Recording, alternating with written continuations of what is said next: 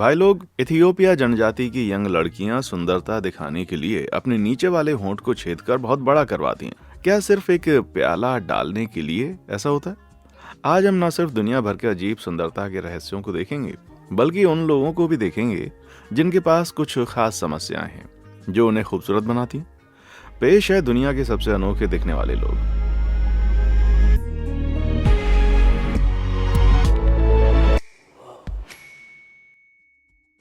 बंद नाक।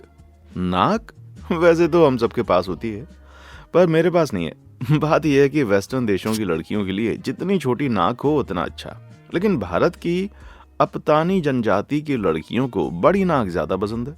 कैसे? अपतानी लड़की को एक बार देखकर आप समझ जाएंगे कि मैं क्या कह रहा हूँ। देखिए, जैसे आप देख रहे हैं उसे यापिग हुल्लो कहते हैं, यानी नाक के दोनों तरफ लकड़ी के टुकड़े लगाना। अब हम इसे कहते हैं नाक में दम करना। और ये लड़कियां सिर्फ नाक ही नहीं सजाती, बल्कि ये अपने चेहरे पर टैटू भी बनवाती हैं। आमतौर पर माथे के बीच से नाक की नोक तक एक लाइन और नीचे के होंठ से ठुड्डी तक 5 लाइनें। यार, ये कैसे बनाया जाता है? सुअर की चर्बी को कोयले के पाउडर के साथ मिलाकर और कांटेदार पौधे से चमड़ी में ठोक ठोक कर। और आप सोचते हैं कि आजकल ये टैटू बनाने वाले बहुत ही दर्द देते हैं। हाँ, मजेदार बात यह है कि लकड़ी से नाक को बड़ा करना और चेहरे पर टैटू बनवाना शुरू में सुंदरता के लिए नहीं किया जाता था, बल्कि इसके एकदम उलट होता था। पर भाई लोग, ये खुद को कम खूबसूरत क्यों बनाना चाहते थे? दरअसल पुराने जमाने में अपतानी जनजाति कई दूसरी जनजातियों के साथ रहती थी, जो उनकी लड़कियों को उनकी खूबसूरती की वजह से उठा ले जाते थे। तो बस इसीलिए अपने आप को कम आकर्षक बनाकर वो टारगेट नहीं बनती थी। वाह भाई वाह! समय के साथ ये बॉडी मॉडिफिकेशन इतना आम हो गया कि अभी अपतानी सुंदरता की पहचान बन गया था। हालांकि 1970 की शुरुआत में भारत सरकार ने नाक के प्लग पर बैन लगा दिया, ताकि युवा अपतानी लड़कियों को नौकरी ढूंढने में आसानी हो और उन्हें भेदभाव का सामना न करना पड़े। इसलिए अब ज्यादातर बुजुर्ग महिलाएं ही इस खास लुक को बनाए हुए हैं। शायद मुझे भी ट्राई करना चाहिए। मेरी इम्पेकेबल ब्यूटी हमेशा मुझे मुसीबत में डाल देती है भाई। होठों को बड़ा करना। आजकल कॉस्मेटिक सर्जरी जैसे लिप लिफ्ट और फिलर का जमाना है। जितने बड़े होंठ उतना अच्छा। यह है वेस्टर्न सुंदरता का क्राइटेरिया। पर दोस्तों, एक अफ्रीकी जनजाति के पास होठों को बड़ा करने का अपना अलग ही स्टाइल है। इथियोपिया के एक दूर दराज के इलाके में मुर्सी जनजाति रहती है। इन्हें पहचानना बिल्कुल आसान है, क्योंकि यहाँ की महिलाएं अपने होठों में बड़ी बड़ी प्लेट्स पहनती हैं। जी हाँ, जब कोई मुर्सी लड़की 15 या 16 साल की होती है तो उसकी माँ उसके निचले होंठ में एक छेद करती हैं, और जब तक वो ठीक नहीं होता तब तक एक गीला प्लग डालकर रखती हैं। अगले कुछ महीनों में युवा मुर्सी लड़की के होंठ को धीरे धीरे बड़ी होती लकड़ी की प्लेट से खींच लिया जाता है। अब मजे की बात यह है कि ये प्लेट्स 12 इंच तक बड़ी हो सकती है। भाई लोग, अब इतना दर्द सहने के बाद तो उन्हें बच्चा पैदा करना मामूली सा काम लगता होगा, है ना? अब जाहिर है कि ये लिप प्लेट्स ज्यादा प्रैक्टिकल नहीं है, खासकर बात करने में। इसलिए इन्हें आमतौर पर कुंवारी और नई शादीशुदा महिलाएं ही पहनती हैं, वो भी खास मौकों पर। लेकिन जब प्लेट्स नहीं पहनी होती तो मुर्सी महिलाओं का निचला होंठ बहुत ही ढीला हो जाता है। यार, इस बारे में सोचकर मुझे डर लग रहा है कि वो कहीं फंस ना जाए। बेशक हमें ये अजीब लगता है, लेकिन मुर्सी जनजाति के लिए ये ना सिर्फ सुंदरता का प्रतीक है, बल्कि एक महिला का अपने पति के प्रति समर्पण भी दर्शाता है। क्योंकि मैं तुमसे प्यार करता हूँ कहने का इससे बेहतर तरीका और क्या ही हो सकता है कि आपका होंठ लटक रहा हो। हाँ? काले दांत। 2026 तक अमेरिका में सिर्फ दांत सफेद करने का बिजनेस $8.2 बिलियन का हो जाएगा। इतने बड़े नंबर से तो साफ है कि चमकीले सफेद दांत एक बड़ा सुंदरता का क्राइटेरिया है। लेकिन भाई, आप जानकर हैरान होंगे कि कुछ कल्चर्स में सफेद दांत कम पसंद किए जाते हैं। सदियों से जापान में ओहागुरो नाम की एक ब्यूटी प्रैक्टिस चलती थी, यानी दांतों को काला करना। जी हाँ, लड़के और लड़कियां दोनों फेरिक एसिटेट, सिरका और चाय की सब्जियों से निकलने वाले टैनिन को मिलाकर एक काला घोल बनाते थे, जिसे काने मिजू कहा जाता था। फिर इसे दांतों पर लगाया जाता था ताकि वे एकदम काले हो जाएं। और ये 15 साल की उम्र में शुरू होता था, जो कि जवानी में आने का सिंबल माना जाता था। पर काले दांत क्यों चाहिए थे भाई? दरअसल उस जमाने में जापान में एकदम काली चीजें खूबसूरत मानी जाती थी, इसलिए सोचा गया कि दांतों को काला करने से वो भी खूबसूरत दिखेंगे। हालांकि 1800 के अंत में मेइजी युग में जापान वेस्टर्न इन्फ्लुएंस में आ गया और देश को आधुनिक बनाने की कोशिश में सरकार ने ऐसी सांस्कृतिक प्रथाओं पर रोक लगा दी जो वेस्टर्न लोगों को अजीब लग सकती थी, यानी ओहा गुरो खत्म।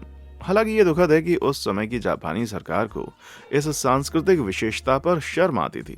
फिर भी आज भी कुछ गिने चुने ओहा गुरो करती हैं। आगे बढ़ो लड़कियों, मेरा मतलब है थोड़ा सोच समझ के। दर्द में सुंदरता। लगभग हर किसी के शरीर पर कम से कम एक निशान तो होता ही है, और पक्का है कि उसके साथ एक लंबी कहानी भी जुड़ी होगी, सच्ची हो या झूठी। लेकिन जहां ज्यादातर लोग निशान को बुरा मानते हैं, कुछ अफ्रीकन ट्राइब्स में लोग जानबूझकर सुंदरता के नाम पर निशान बनवाते हैं। यकीन नहीं होता, लेकिन इथियोपिया के बॉडी और सूरमा ट्राइब्स, साउथ सूडान के न्यूअर ट्राइब और युगांडा के कारामोजोंग ट्राइब में लोग अपनी बॉडी पर जानबूझकर कॉम्प्लेक्स पैटर्न के निशान बनवाते हैं, जो उनकी ट्राइबल आइडेंटिटी को शो करता है। हर ट्राइब में स्कारिफिकेशन का अलग तरीका होता है, लेकिन ये आमतौर पर एक सेरेमनी होती है जो प्यूबर्टी या शादी जैसे खास मौकों पर की जाती है। चार्म ब्रेसलेट की तरह एक इंसान जिंदगी भर निशान बनवाता रहता है, जो उसकी पर्सनल जर्नी को दर्शाता है। अब जैसा कि आप सोच सकते हैं, निशान बनवाने का प्रोसेस कोई मजे की बात तो है नहीं। ये पैटर्न्स रेजर ब्लेड और कांटों से लंबे समय में बनाए जाते हैं। दर्द में सुंदरता है ना? हालांकि इस दर्द को सहने की वजह से ही ये निशान किसी की ताकत और सुंदरता के सिंबल माने जाते हैं। भले ही इस प्रोसेस से हेपेटाइटिस बी, टेटनस और HIV जैसी बीमारियां हो सकती हैं। काफी डरावना है यार। फिर भी अगर कोई स्कारिफिकेशन के दौरान दर्द जाहिर करता है तो पूरे परिवार की बेइज्जती हो जाती है, और इससे भी बुरी बात, जो इंसान निशान नहीं बनवाता उसे ट्राइब से बाहर कर दिया जाता है और कई कामों से बैन कर दिया जाता है। इन सब की वजह से ये प्रथा बहुत ही कंट्रोवर्शियल है। क्या आप सोचते हैं इसके बारे में? नीचे कमेंट सेक्शन में आकर बताएं। Himba tribe. बहुत से लोगों के लिए बाल अपनी पर्सनैलिटी दिखाने का सबसे बड़ा हथियार होते हैं। याद आया, जब मेरे पास बाल थे तब मैं भी कितना स्टाइल मारता था। हाँ बिली, ये स्टाइल मैंने तुमसे पहले किया था। खैर, बाल जैसे हमारे लिए इम्पोर्टेंट है, वैसे ही अफ्रीका की हिम्बा ट्राइब की महिलाओं के लिए भी हैं। पर पहले जान लेते हैं कि हिम्बा ट्राइब है क्या। ये नामीबिया में सदियों से रहने वाली 50,000 लोगों की एक सेमी नोमैडिक ट्राइब है। इस ट्राइब की सबसे खास बात है इनकी महिलाएं, जिनके बालों को गूंथा जाता है और फिर ओजिजे नाम के लाल मिट्टी जैसे पेस्ट से कोस्ट कर दिया जाता है। ये पेस्ट ओमा जुम्बा झाड़ी की रेजिन जानवरों की चर्बी और पिसे हुए लाल पत्थर से बनाया जाता है। एक्सपर्ट्स का मानना है कि शुरू में ये अपनी स्किन और बालों को धूप से बचाने के लिए बनाया गया था, लेकिन अब ये ज्यादातर लुक के लिए यूज किया जाता है, जो इन्हें एक डिस्टिंक्टिव लाल शेड देता है। और हाँ, उनके कल्चर में लाल रंग खून और जीवन का सार माना जाता है। इतना ही नहीं, जब ओजिजे झड़ता है तो गंदगी और मैल भी साथ में निकल जाता है, जो कि बहुत ही फायदेमंद है, क्योंकि पानी की कमी की वजह से महिलाएं बहुत कम नहाती हैं। करीबी रिश्तेदार एक दूसरे के बालों को घंटों तक स्टाइल करते हैं, जिसमें घास, बकरी के बाल और आर्टिफिशियल हेयर एक्सटेंशन तक यूज किए जाते हैं। और बालों का स्टाइल हिम्बा महिला की उम्र, दौलत, फर्टिलिटी, सोशल रैंक, कितने बच्चे हैं और उनकी शादी की स्थिति को दर्शाता है। बिल्कुल वैसे ही जैसे अगर आप किसी महिला को इस हेयर कट के साथ देखें तो आप जान जाते हैं कि वो एक अनसेटिस्फाइड शादी में फंसी है, SUV चलाती है और सबसे जरूरी बात, वो मैनेजर से बात करना चाहती है। लेकिन अनोखे हेयर स्टाइल सिर्फ हिम्बा ट्राइब तक ही सीमित नहीं है। यहाँ मिविला लोगों के स्टाइल्स को लीजिए। हिम्बा ट्राइब से ज्यादा दूर नहीं, दक्षिणी अंगोला में रहने वाले मिविला लोग भी महिलाओं के हेयर स्टाइल को बहुत ही इम्पोर्टेंट मानते हैं। ये लोग पिसे हुए लाल पत्थर, पेड़ की छाल, जड़ी बूटियां, तेल और सबसे दिलचस्प बात, गाय के गोबर को मिलाकर एक पेस्ट बनाते हैं जो फिर बालों में लगाया जाता है। इससे वे नॉन टोम्बी नाम की एक खास मोटी चोटियां बनाते हैं। फिर इन्हें सूखे खाने, मोतियों और कौड़ियों से सजाया जाता है, जिससे हर स्टाइल बिल्कुल अनोखा बन जाता है। आमतौर पर वे 4 या 6 नॉन टोम्बी पहनते हैं, लेकिन अगर आपको किसी के 3 नॉन टोम्बी दिखें तो इसका मतलब है कि उनके परिवार का कोई सदस्य गुजर गया है। बेशक ये सब बहुत ही खूबसूरत है और यूनिक भी, इसमें कोई शक नहीं है। हालांकि मुझे गाय के गोबर वाली बात थोड़ी सी हिचकिचाहट तो जरूर पैदा करती है।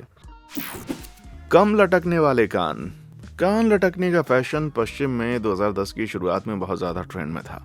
ये प्राचीन काल से कई कल्चर्स में एक कॉमन बॉडी मॉडिफिकेशन रहा है, अफ्रीका की मसाई ट्राइब से लेकर किंग टुक तक। लेकिन किसी ने भी इसे दयाक महिलाओं जितना ड्रामेटिक तरीके से नहीं किया। बोर्निया के मूल निवासी दयाक 200 से ज्यादा एथनिक ग्रुप्स का एक लूज टर्म है, जिनकी अपनी भाषा, रीति रिवाज और कल्चर है। और हालांकि अब ये प्रथा पुरानी मानी जाती है, लेकिन एक कस्टम जो दयाक के कायन सब ग्रुप से जुड़ा हुआ है वो महिलाओं के कान के लोब को लंबा करना है। 4 साल की उम्र से ही एक छोटी लड़की के कान को छेद दिया जाता था, जो कि कांसे या चांदी से भारी रिंग होती है उसमें डाल दी जाती थी। जैसे जैसे लड़की बड़ी होती है उसके कानों में और हिंसांग जोड़ी जाती, जब तक वे ऐसे ना देखने लग जाते। अब इन्हें कान के झुमके कहते हैं। ये देखने में दर्दनाक लगता है मेरे भाई, और ये है भी, लेकिन यहाँ दर्द ही सारा खेल है, क्योंकि एक महिला के सब्र और दर्द सहने की क्षमता को दर्शाता है। बहुत ही नेक गुण माना जाता है। हम इसे पैट्रियार्की कहते हैं। Champ stamps. हाँ भाई, हो सकता है कि आपके हाथ का टैटू आपके मरे हुए डॉगी को रिप्रेजेंट करता हो, लेकिन कई कल्चर्स में, खासकर माओरी कल्चर में, टैटू डिजाइन सदियों पुराने हैं और वाकई में किसी के पूरे वंश को दर्शाते हैं। अगर आप नहीं जानते तो बता दें कि माओरी लोग न्यूजीलैंड के मूल निवासी हैं, जो 1300 की शुरुआत में पूर्वी पॉलिनेशिया से वहां पर आए थे। वहां बस करके दूसरे कल्चर से अलग थलग रहते हुए उन्होंने अपना खुद का यूनिक लाइफस्टाइल, भाषा, क्राफ्ट्स, परफॉर्मिंग आर्ट्स और माइथोलॉजी डेवलप की। और उनके बिलीफ सिस्टम में सिर को शरीर का सबसे पवित्र हिस्सा माना जाता था। इसी वजह से फेशियल टैटू, या जैसा कि इसे कहा जाता है टा मोको, माओरी पहचान का एक बड़ा हिस्सा बन गया। परंपरागत रूप से अलग अलग टा मोको डिजाइन किसी व्यक्ति के ज्ञान, कौशल और यहाँ तक कि शादी के लिए योग्यता को भी दर्शाता है। इस हिसाब से मेरे पास तो कुछ भी नहीं है। हालांकि आजकल ज्यादातर मॉडर्न माओरी लोग जो फेशियल टैटू को चुनते हैं उनके वंश को रिप्रेजेंट करते हैं। डिजाइन अलग अलग होते हैं, लेकिन आमतौर पर एक जैसे पैटर्न को फॉलो करते हैं। लाइंस, स्पाइरल्स और स्वर्ल्स जो नाक, गालों और निचले जबड़े पर होते हैं। आइडिया ये है कि मोको की लाइंस चेहरे की नेचुरल एक्सप्रेशंस को एक्सटेंड करती हैं। इतना ही नहीं, माओरी टैटू में मुख्य लाइंस को मनावा यानी दिल कहा जाता है, जैसे माओरी लोग किसी व्यक्ति की लाइफ जर्नी का रिप्रेजेंटेशन मानते हैं। यूरोपियन टैटू गन के इन्फ्लुएंस से पहले टा मोको का पारंपरिक तरीका था कि कोयले को तेल में मिलाकर एक चौड़े दांतों वाली कंघी से चमड़ी में ठोका जाता था। ध्यान रहे कि ये टैटू चेहरे पर है। यार, मैं अपने इधर बनवाना चाहूंगा इसको। गर्दन का दर्द। लंबी गर्दन को अट्रैक्टिव माना जाता है। सुनकर अजीब लगा? भाई, ये एक एलिगेंस का सेंस देती है और किसी के प्रोपोर्शन को बैलेंस भी करती है। हालांकि मैं अगर लंबी गर्दन वाला होता तो ईटी जैसा दिखता, लेकिन कायन लोग किसी महिला की गर्दन की लंबाई को बहुत ही सीरियसली लेते हैं। आप पूछेंगे ये कौन है? यार, कायन लोगों को दयाक लोगों से कंफ्यूज ना करना। एक ट्राइब है जो ज्यादातर म्यांमार में रहती है और रेड करेन लोगों का एक सब ग्रुप है। अरे नहीं, ये लाल बालों वाली करेन की ट्राइब नहीं है, हालांकि वो भी डरावनी होती है। खैर, जैसा कि मैंने बताया, गर्दन की लंबाई कायन महिलाओं के लिए बहुत ही इंपॉर्टेंट है, इसलिए वो बहुत कुछ अजीब करते हैं। 5 साल की उम्र से ही उनकी गर्दन में कई भारी पीतल के रिंग्स लगाए जाते हैं। धीरे धीरे और रिंग्स जोड़ दिए जाते हैं, जब तक आखिरकार उनका वजन कॉलर बोन को नीचे धकेल नहीं देता, जो रिब केस को कंप्रेस करता है और लंबी गर्दन का इल्यूजन क्रिएट करता है। ठीक है, मान लो ये फोटोशॉप का काम था, लेकिन ये मेरा पॉइंट अच्छी तरह से समझाता है और उनकी गर्दनें वाकई में इम्पॉसिबल लेवल तक पहुंच जाती हैं। हालांकि इसके कुछ सीरियस हेल्थ इम्प्लीकेशंस भी हैं। ये ना सिर्फ रीढ़, पीठ और गर्दन को नुकसान पहुंचाता है, बल्कि कॉलर बोन को भी डिफॉर्म कर देता है। और इसके अलावा रिंग्स डे टू डे लाइफ को बहुत ही इम्प्रैक्टिकल बना देती हैं, क्योंकि महिलाएं अपना सर आगे या पीछे नहीं झुका सकती और इन्हें स्ट्रॉ से पीना पड़ता है। तो आखिर कायन महिलाएं ऐसा क्यों करती हैं? सच कहें तो किसी को भी नहीं पता। कुछ एंथ्रोपोलॉजिस्ट का मानना है कि शायद ये ज्यादा अट्रैक्टिव दिखने के लिए शुरू हुआ होगा। दूसरों को लगता है कि शायद इसका उल्टा कारण था, यानी अफ्तानी ट्राइब की महिलाओं की तरह खुद को कम अट्रैक्टिव बनाना, ताकि दूसरी ट्राइब्स उनको अगवा ना कर सकें। फिर भी कायन महिलाएं खुद को, जो इसकी ओरिजिन से अनजान हैं, मानती हैं कि ये सिर्फ कल्चरल आइडेंटिटी और ब्यूटी की वजह से है, या फिर हो सकता है कि वे वैम्पायर से बहुत डरती हों। लेकिन अब कंपटीशन का टाइम है और अगर आप कुछ भी ना जीतने की रेस में शामिल होना चाहते हैं सिवाय मेरी नई वीडियोस की नोटिफिकेशन के, तो जाकर सब्सक्राइब बटन को थप्पड़ मारिए। और जब आप ऐसा कर ही रहे हैं तो लाइक बटन को भी थोड़ा प्यार दे दीजिए। अब जबकि हमने वीडियो का पहला हाफ दुनिया भर के कल्चर्स के यूनिक कस्टम को चेक करने में बता दिया है, दूसरे हाफ में हम कुछ ऐसे इंडिविजुअल्स पर नजर डालेंगे जो रेयर लेकिन एक्स्ट्रा ऑर्डिनरी खूबसूरत कंडीशंस के साथ पैदा होते हैं। चलिए चलते हैं आगे। दाढ़ी वाली खूबसूरती। खुद से प्यार करना बहुत से लोगों के लिए एक स्ट्रगल है। बेशक मेरे लिए नहीं, आखिरकार यूट्यूब चैनल बनाने से ज्यादा सेल्फ ऑब्सेस्ड और क्या ही हो सकता है। लेकिन हमारी अगली यूनिकली ब्यूटीफुल पर्सन ऐसी हैं जो सेल्फ लव के स्ट्रगल को बहुत अच्छी तरह जानती हैं। मिलिए हरनाम कौर से, जो यूके की एक पंजाबी महिला है। हरनाम को पॉलिसिस्ट ओवरी सिंड्रोम है, जो सिंपल टर्म्स में कहें तो एक ऐसी कंडीशन है जहां फीमेल बॉडी ज्यादा मात्रा में मेल हार्मोन्स यानी एंड्रोजन प्रोड्यूस करती है। इसका मतलब है कि हरनाम काफी लंबी दाढ़ी उगा सकती हैं, और हालांकि ये सबसे डिस्टिंक्टिव सिम्टम्स में से एक है। इस कंडीशन से irregular menstruation, fertility issues, weight gain और यहाँ तक कि हेयर लॉस भी हो सकता है। हरनाम सिर्फ 12 साल की थीं जब उन्हें पहली बार पीसीओएस डायग्नोज हुआ, और जैसे जैसे प्यूबर्टी के दौरान उनके फेशियल हेयर बढ़े, दुख की बात है कि वो बुलिंग का शिकार हो गई और उन्होंने अपनी दाढ़ी हटाने की बार बार कोशिश की, कुछ काम नहीं आया, जिससे बेचारी लड़की बहुत दुखी हुई। खुशकिस्मती से हरनाम को आखिरकार एहसास हुआ जो एक कर्स लगता है वो असल में एक ब्लेसिंग हो सकती है, और वो इसके साथ अपनी दाढ़ी को एक्सेप्ट करना उन्होंने शुरू कर दिया।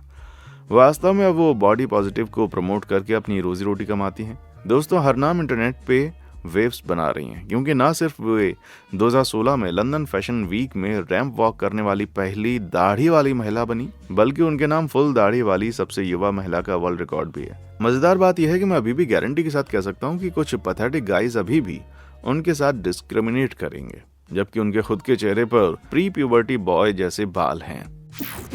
विनर विनी। अक्सर हम सोचते हैं कि सुपर मॉडल्स हर तरह से परफेक्ट होती हैं। हालांकि एक मॉडल जो वेस्टर्न ब्यूटी स्टैंडर्ड्स की रूल बुक को तोड़ रही है वो है मिस विनी हार्लो। जमैकन परिवार से आने वाली विनी को सिर्फ 4 साल की उम्र में विटिलिगो की बीमारी का पता चला। ये अगर आप नहीं जानते तो एक क्रॉनिक ऑटो इम्यून डिसऑर्डर है जिससे स्किन के कुछ पैच अपना कलर खो देते हैं। ये कंडीशन सेगमेंटल हो सकती है, जहां ये सिर्फ एक एरिया को अफेक्ट करती है, या जैसा विनी के केस में है नॉन सेगमेंटल, यानी कि बॉडी के कई एरिया को अफेक्ट करती है और कुछ हद तक सिमेट्रिकल होती है। दोनों केस में विटिलिगो तब होता है जब मेलानोसाइट्स यानी पिगमेंट बनाने वाली स्किन सेल्स खत्म हो जाती हैं, जिसके रिजल्ट में स्किन दूध या सफेद कलर की हो जाती है। विटिलिगो सभी स्पीशीज को इक्वली अफेक्ट करता है और लगभग 0.5 से 1% लोगों को होता है, लेकिन ये डार्कर स्किन टोन वाले लोगों में जैसे विनी में ज्यादा नोटिस होता है। जैसा कि बताया गया, विटिलिगो एक ऑटो इम्यून डिसऑर्डर है जब किसी का इम्यून सिस्टम गलती से हेल्दी टिश्यूज को अटैक करता है। अनफॉर्चुनेटली इससे विटिलिगो वाले लोगों को दूसरे ऑटो इम्यून डिसऑर्डर्स होने का रिस्क ज्यादा होता है। फिर भी इसके बावजूद बचपन में लगातार बुलिंग से डिप्रेशन तक गई विनी ने कभी भी हार नहीं मानी। इसके बजाय उन्होंने 2014 में अमेरिकाज नेक्स्ट टॉप मॉडल में अपीयर होकर अपनी यूनिक कंडीशन और नेचुरल ब्यूटी का फायदा उठाने का फैसला लिया। अपने बेझिझक कॉन्फिडेंस के लिए एडमायर की जाने वाली विनी अब एक सक्सेसफुल मॉडल और बॉडी पॉजिटिव की स्पोक्स पर्सन बन गई हैं। कह सकते हैं विनी द विनर। भले ही उन्होंने नेक्स्ट टॉप मॉडल में 6वां स्थान हासिल किया, पर उससे कोई फर्क नहीं पड़ता भाई। Lush Bush. बहुत सी महिलाओं और पुरुषों के लिए मैनिक्योर की हुई आईब्रोज बहुत ही इंपॉर्टेंट होती हैं। हालांकि स्टाइल्स आते जाते रहते हैं, नीट और खड़े आईब्रोज बढ़िया लुक बनाए रखते हैं। यहाँ सोफिया हाजी पेंटली चीजों को थोड़ा अलग तरीके से करना पसंद करती हैं। मैरीलैंड में पली बड़ी सोफिया ने ट्वीजिंग छोड़ने और अपनी लंबी घास जैसी आईब्रोज को बढ़ाने का फैसला किया। एक इंटरव्यू में उन्होंने कहा कि उनकी मोनोब्रो के पीछे कोई स्पेसिफिक रीजन नहीं था, सिवाय इसके कि उन्होंने हमेशा अलग दिखना पसंद किया है, चाहे वो उनके बाल हो, मेकअप हो, कपड़े हो या उनकी एक्सट्रीमली लश बुश यानी उनकी मोनोब्रो। बस क्लैरिफाई कर दूं, और हालांकि उनकी ब्रो बहुत ही नेगेटिव अटेंशन अट्रैक्ट करती हैं, यहाँ तक कि उन्हें रेगुलरली डेथ थ्रेट्स भी मिलते हैं। इससे निश्चित रूप से अपने इनक्रेडिबल यूनिक अपील की वजह से उनके मॉडलिंग करियर का रास्ता बनाया गया है। इतना ही नहीं, बल्कि उनके इंस्टाग्राम पर 5 लाख से ज्यादा फॉलोअर्स हैं। कह सकते हैं सोफिया ने अपने सभी हेटर्स को अपनी स्माइल से ही काम तमाम कर दिया है, जो कि मैं आपको बता सकता हूँ कि एक ग्रेट फीलिंग है। ये यकीन करना मुश्किल है, लेकिन मुझ जैसे डैशिंग हंक को कभी कभी हेट भी मिल जाता है। क्या ही करें दोस्त, होता है ये सब। बाय आई। कहते हैं कि सुंदरता आंखों में होती है, ये बिल्कुल सच है। हमारी अगली लड़की की ब्यूटी है उसकी अपनी आंख में। मिलिए अमीना एपेंडिवा से, चेचन्या की यंग लड़की। दोस्तों, आपने नोटिस किया होगा इसकी बिल्कुल अलग अलग कलर की आंखें हैं। एक पियर्सिंग आईसी ब्लू और दूसरी डीप और वार्म टोन ब्राउन। पर ये कैसे पॉसिबल है? दोस्तों, अमीना को एक यूनिक कंडीशन है जिसे हेट्रोक्रोमिया कहते हैं, जो किसी व्यक्ति की आंखों को अलग अलग कलर का बना देती है। खुशकिस्मती से इसके कोई और प्रॉब्लम या हेल्थ इम्प्लीकेशंस नहीं है। इंटरेस्टिंग बात यह है कि जहां ये ह्यूमंस में बहुत ही रेयर है, जो सिर्फ 1% पॉपुलेशन को अफेक्ट करती है, हेट्रोक्रोमिया एनिमल्स में रिलेटिवली ज्यादा कॉमन है, जैसे डॉग्स, कैट्स और हॉर्सेस में। लेकिन अमीना को यूनिक बनाने वाले सिर्फ हेट्रोक्रोमिया ही नहीं है। आपने शायद नोटिस किया होगा कि वो एल्बिनो भी है। अब ये बात आम है कि एल्बिनिज्म की वजह से किसी के बाल सफेद और स्किन पेल होती है, लेकिन ऐसा क्यों होता है? सिंपली कहें तो ये ऐसा इसलिए होता है क्योंकि बॉडी या तो एनएफ मेलनिन प्रोड्यूस कम करती है या बिल्कुल नहीं करती। मेलनिन वो है जो स्किन, बाल और आंखों को पिगमेंट देता है। तो जितनी डार्क किसी की स्किन टोन, उतना ज्यादा मेलनिन उनके पास है। इंटरेस्टिंगली, क्योंकि मेलनिन रेटिना के डेवलपमेंट में इन्वॉल्व होता है, एल्बिनिज्म किसी की विजन को भी अफेक्ट कर सकता है। इससे फोटोफोबिया जैसी कंडीशंस हो सकती हैं, जो लाइट के प्रति सेंसिटिव हैं। यह आंखों को लगातार मूव करता है। अब हेट्रोक्रोमिया और एल्बिनिज्म डायरेक्टली लिंक्ड नहीं है, लेकिन कॉम्बिनेशन शायद एक्सप्लेन करे कि अमीना की इतनी यूनिक आंखें क्यों हैं। चाहे जो भी हो, कह सकते हैं कि अमीना ने जेनेटिक लॉटरी 2 बार जीत ली है मेरे भाई। किटी कैटन, उनकी आंखों से लेकर नेचुरल ब्यूटी तक, बिल्लियां अपनी जिद्दी एटीट्यूड के बावजूद अक्सर अपनी खूबसूरती के लिए सम्मानित की जाती हैं। ऐसा हो सकता है, पर आप बिल्ली जैसा दिखना नहीं चाहेंगे, है ना? खैर, हमारी अगली ब्यूटीफुल पर्सन आपकी सोच को बदल सकती है। ये है दोस्तों कैटिन स्टिकेल्स। इनकी कंडीशन, जिसे शिम्ड फ्रैंक्रो सिंड्रोम कहा जाता है, अक्सर कैटाई सिंड्रोम का निकनेम मिला है इनको, क्योंकि इससे लोगों को कुछ बिल्ली जैसी अपीयरेंस डेवलप हो जाती है। हालांकि ये क्रोमोसोम 22 में एक एबनॉर्मेलिटी की वजह से होता है। इसके और भी इम्प्लीकेशंस हो सकते हैं, जैसे cleft palate, cardiac defects, hernia, kidney issues और यहाँ तक कि इंटेलेक्चुअल डिसेबिलिटी। इतना ही नहीं, वे एक मॉडल के रूप में अपनी रोजी रोटी कमाती हैं, डाइवर्सिटी और इंक्लूसिविटी को मजे करते हुए। तो सारी मुश्किलों के बावजूद कैटिन अपने कैटाई सिंड्रोम को बेस्ट यूज कर रही हैं। और जब हम आंखों के टॉपिक पर हैं ही, चेकआउट कीजिए यूक्रेनियन मॉडल और आर्टिस्ट मारिया ओज को। यकीन नहीं होगा, लेकिन उनके पास कोई स्पेसिफिक कंडीशन नहीं है, बस बहुत बड़ी आंखें हैं। कहने की जरूरत नहीं कि उनकी ब्यूटी अनडिनाइबल है, लेकिन इससे कुछ लोग उनकी पोस्ट की ऑथेंटिसिटी पर सवाल उठाते हैं, ये क्लेम करते हुए कि वे एडिट की गई हैं। मारियन क्लेम्स को डिनाई करती हैं और मैं कहूंगा कि मैं उनके साथ हूं। मतलब उनके पास बहुत सारी पिक्चर्स हैं और उनकी आंखें सब में यूनिफॉर्म रहती हैं। क्या ये एक चैटलाइन नहीं है? हे मारिया, अगर आप देख रही हैं, हिट मी। अगर आप व्हाइट बॉल्स में इंटरेस्टेड हैं, रुकिए, सॉरी, वो गलत तरीके से कह दिया। चलिए आगे बढ़ते हैं जल्दी से। मैं एक बारबी गर्ल हूँ। रियल वर्ल्ड में बिल्कुल अनरियलिस्टिक ब्यूटी स्टैंडर्ड सेट करने के बावजूद बहुत सी महिलाओं के लिए बारबी डॉल ड्रीम बॉडी है। तो काफी महिलाएं ग्लोइंग चेहरे, लश बाल और स्लिम वेस्ट पाने की कोशिश करती हैं, लेकिन इसे एक्सट्रीम तक ले जाने वाली है हमारी अगली लेडी। आइए मैं आपको मिलवाता हूँ 35 साल की एंजेलिका केनोवा से, या जैसा कि वे जानती हैं, रशियन बारबी डॉल। जी हाँ, बड़ी आंखें, वॉल्यूमिनस गोल्डन हेयर और 20 इंच की वेस्ट के साथ एंजेलिका शायद कॉस्मेटिक सर्जरी के बिना बारबी डॉल जैसी दिखने वाली सबसे क्लोज ह्यूमन है। तो आखिर वे इन छोटे छोटे प्रोपोर्शंस तक कैसे पहुंची? खैर, यहाँ कुछ चीजें डिस्टर्बिंग टर्न लेती हैं।